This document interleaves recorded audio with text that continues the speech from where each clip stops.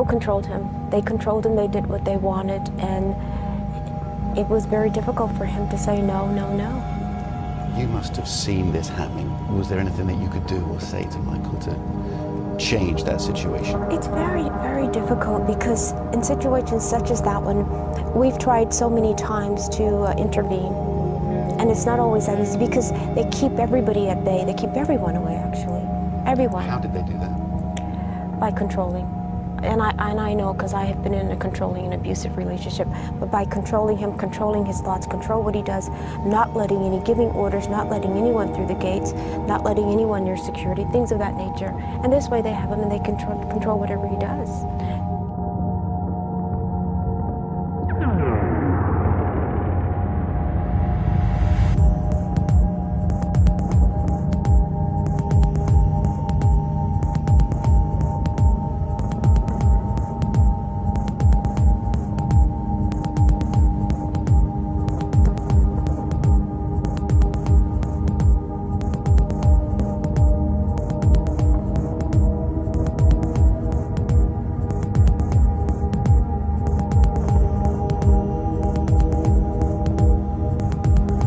I can tell you that the number one problem in Hollywood was and is and always will be pedophilia.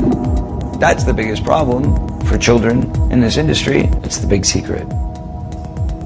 And it's widespread? Oh yeah. I was surrounded by them when I was 14 years old. Surrounded. Literally. Didn't even know it. It wasn't until I was old enough to realize what they were and what they wanted and what they were about and the types of people that were surrounding me till I went, oh my God, they were everywhere like vultures.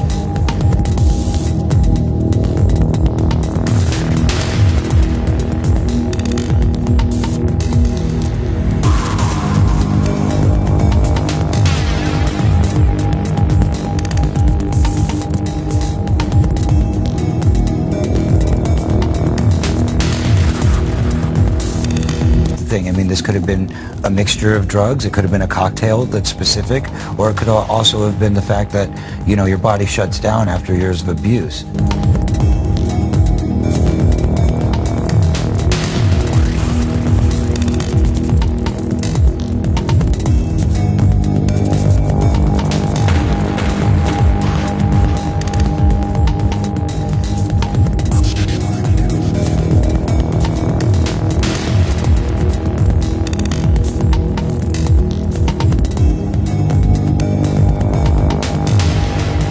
Person to blame in the death of Corey Haim, and that person happens to be a Hollywood mogul, and that person needs to be exposed, but unfortunately I can't be the one to do it.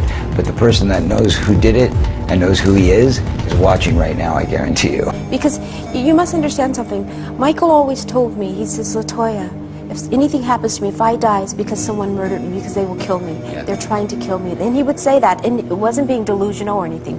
There was a circle of older men that surrounded themselves around this group of kids. And they all had either their own power or connections to great power in the entertainment industry.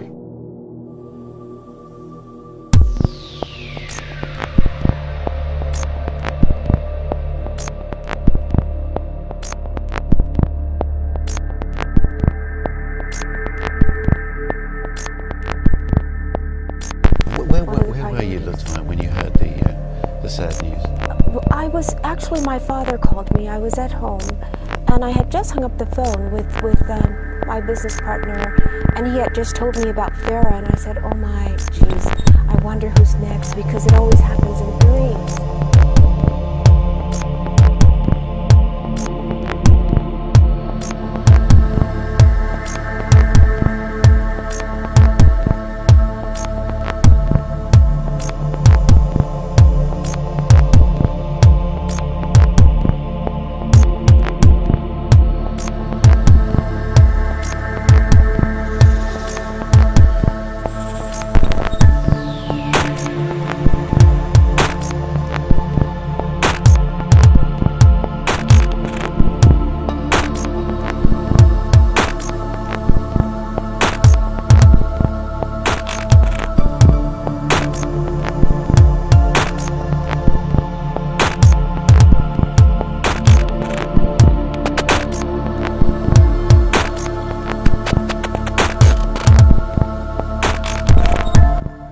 They knew that Michael was worth more dead than alive. How do you feel hip-hop would be today if Biggie and Tupac was here still? I don't think hip-hop would be as far as it is. I don't think it would be as grown as it is and as accepted as it is. One thing about anything you do, sometimes sacrifices have to be made. And it's sad to say that their lives had to be sacrificed for hip-hop to become what it is today. You know what I'm saying? And you know,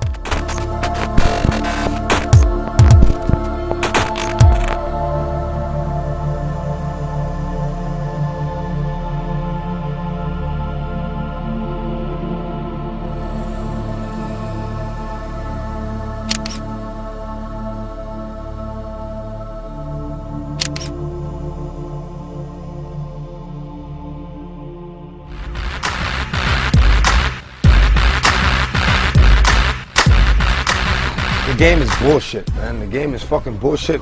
If you want to rap or sing or whatever, don't become a part of the game.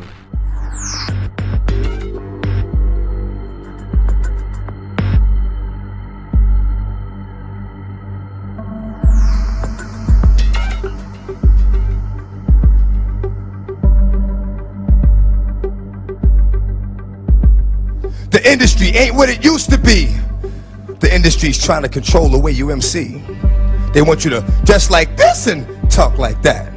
But I'm going to dress like this and talk with the bat.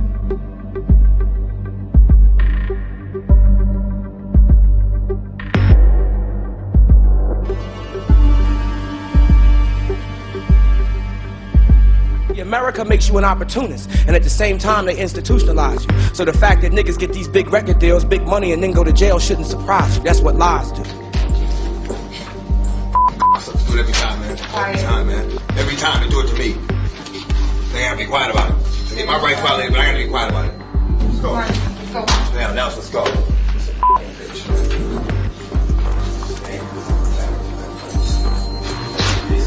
So the business feeds them all the weed and ecstasy and a little bit of paper to provide some pacification from all the bullshit frustration they serve. Well, I just had to listen to the prosecution's closing argument, and it was just so far from the truth that it really just has me drained at the end of the day. Michael had to endure painful and hurtful allegations, and he had to undergo a 14-week trial during 2005 to prove to the world his innocence. And every time he came to the court, you were there by his side. Tell us about that time. How hard was it for Michael? Well, it was very tough. It was very hard for him, and even before that, this was all planned. It was part of a conspiracy, part of the American government, the FBI, to do an investigation for 17 years on Michael Jackson. And for what? They found nothing. And they tried and tried and tried to bring him down, to diminish his popularity. And that's what is so just unbelievably misunderstood by the world. It's like they put these allegations out there because they want the world to think that he did this. I know my brother. Yes. We know each other. My mother raised us to have God in our lives from the very beginning. Michael never would do such thing, but this was a way to put the world focus on this while they're trying to steal his publishing, his catalog. There's no evidence that I ever sodomized it, even though you put that all over the paper. I just want print the facts so everybody can sort it out. My life is ruined because nobody has a chance to get the facts. That there was no semen found. No semen found, no forceful entry, no entry into the anal, no nothing, none of that. You know, no fingerprints on the gun. No fingerprints on the gun. Getting back to the whole trial, this was all a conspiracy, and they finally said, we got him. So the government in the U.S. was behind that conspiracy? I feel that the investigations, to investigate someone for 17 years, you don't have anything on them, and you leave the investigations open. They have ways of doing things. That's why this system is what it is. And that's what disturbs me, because now they just release all these FBI files, and they say they found nothing. Yes, right. I read the report. It's there on the internet, and they had nothing against him. They had nothing against him from the very beginning. But you know how this would have made him feel while he was alive to show?